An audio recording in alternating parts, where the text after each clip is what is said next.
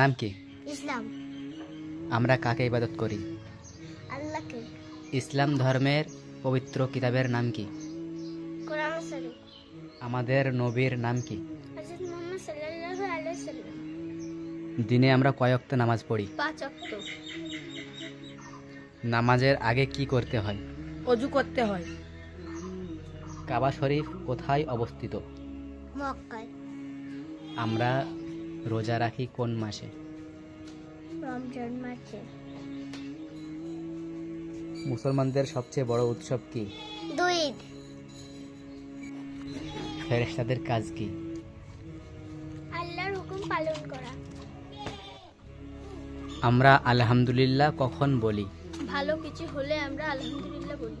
আমরা বিসমিল্লাহ কখন বলি? কোনো কাজ শুরু করার আগে বিসমিল্লাহ বলতে হয়। ইনশাআল্লাহ মানে কি? আল্লাহ চাইলে ইনশাআল্লাহ বলি। পবিত্র কোরআনে কতগুলি সূরা আছে? 114টি।